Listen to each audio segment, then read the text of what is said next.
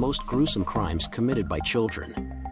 Although we tend to think of adults as being the ones who are capable of committing the most horrible crimes, children are also able to murder. There have been a significant number of instances in which adolescents have been prosecuted and sentenced as adults. Because the behavior of these children was regarded so appalling by the courts, they were tried as adults. Some juvenile criminals act out as a means of evading the harsh reality of their lives. In the case of the Jones children, for example, each sibling made an effort to break free of their father's pattern of abusive behavior towards them by devising their means of escape. Some juvenile offenders and children who commit crimes struggle greatly with significant mental health problems. Number 6. Anissa Weier and Morgan Geyser tried to impress a fictional demon by repeatedly skewering a fellow student 19 times. In 2014, Anissa Weier and Morgan Geyser, both 12 years old at the time, lured their friend and classmate Peyton Lutner into the woods in Wisconsin, where they proceeded to stab her 19 times. The girls asserted that they committed the crime to appease the fictitious creepypasta boogeyman known as Slender Man, and protect their families from the wrath of this figure. Lutner made a miraculous recovery after being found by a passing bicycle when she was crawling on the sidewalk. Both Weier and Geyser were tried as adults in court and charged with attempted first-degree intentional homicide for their roles in the incident. Geyser entered a guilty plea to the allegation in October 2017, but she maintained that she was not responsible for the crime due to the state of her mental health. During the sentencing of the defendant, her doctors testified that she had heard voices belonging to a person named Maggie. She was given a sentence of 40 years in a psychiatric institute for her crime. In August of 2017, Weier entered a guilty plea. However, it was to the lesser charge of attempted intentional homicide in the second degree.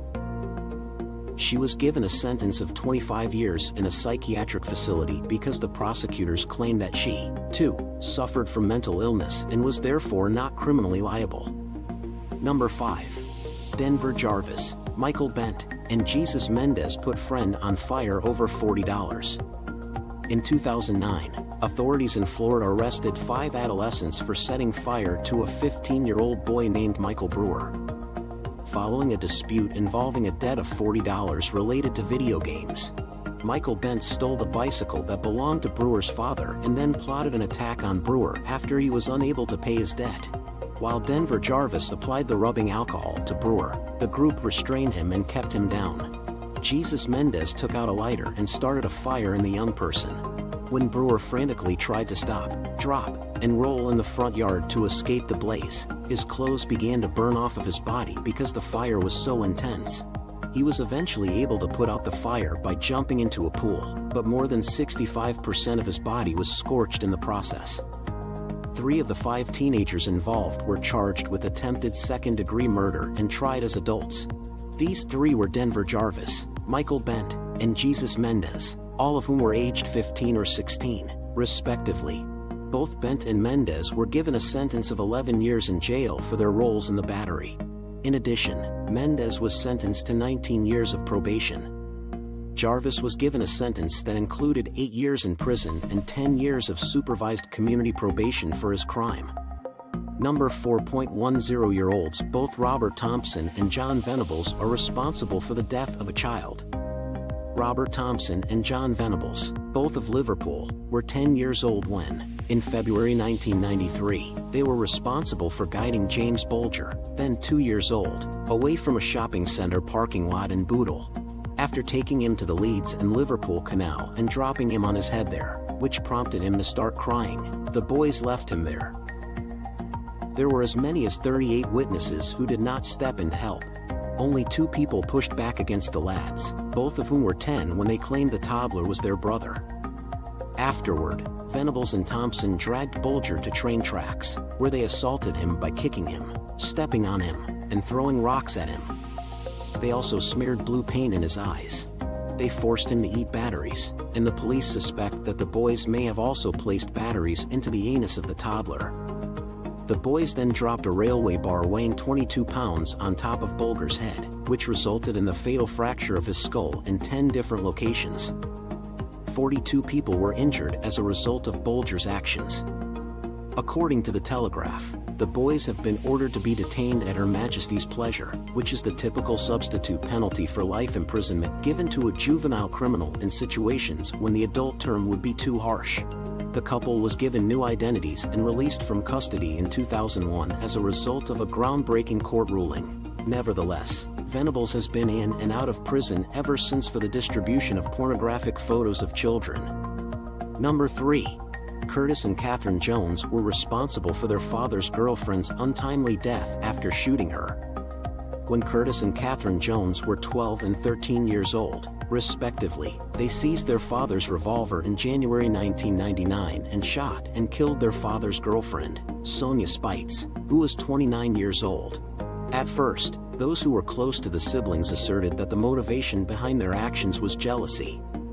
Nevertheless, reports from Florida's Department of Children and Families discovered that a different male relative, who was living in the Cocoa Beach family, sexually attacked the children. The allegations were based on the fact that the relative lived in the household, because it was alleged that neither their father nor Spites took any action in response to the allegations. The siblings devised a plan to destroy the relative who was causing harm to them, their father, and Spites. Both of the siblings entered guilty pleas to the charge of murder in the second degree, were tried as adults, and were each sentenced to 18 years in jail followed by lifelong probation. Catherine Jones maintained, even after the trial was over, that she regretted injuring another person but was forced to flee the scene. In 2015, they were granted their freedom after serving their sentence. Number 2. After killing his parents, Tyler Hadley celebrated their deaths by hosting a party at their home. In 2011, Tyler Hadley, then 17 years old, hid his parents' smartphones so that they would not be able to call the authorities. To get himself amped up, he dosed himself with 3 ecstasy tablets and blasted the song Feel Lucky by Lil Boozy. After that, he walked into the garage and got a claw hammer. He then went into the living room, where his mother was working on the computer, and he beat her to death with the hammer. Tyler struck his father over the head with the pointy end of the hammer after discovering the body of his mother lying on the floor. After that, he invited local Florida teenagers to a party at his house using Facebook, all the while hiding the bodies of his parents in their bedroom on the second floor.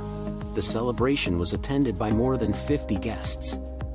Number 1. Ari Morales and Marcel's at the homecoming dance. Peter physically assaulted and sexually assaulted a girl who was 15 years old. Outside of the Richmond High School homecoming dance in October 2009, a group of boys ranging in age from their early teens to their late 40s were drinking. They extended an invitation to a female pupil who was 15 years old. It is rumored that she had a few drinks before they made sexual advances at her. When she said no, they forced her down on a concrete bench and continued to beat and sexually assault her for more than 2 hours straight.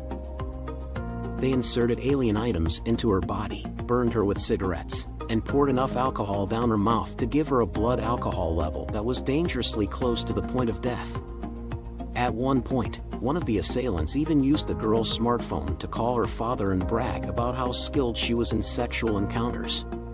During the incident, there may have been as many as 20 onlookers.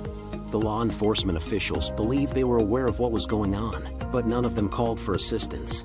After hearing about the assault, a resident of the area called the police, and officers located the victim unconscious and hiding under a picnic table. Her condition was deemed to be life-threatening, so she was transported by helicopter to the hospital. What do you think about this video? Do let us know in the comments section below. If you enjoyed this video and want to hear from us again, be sure to hit that subscribe button before you go.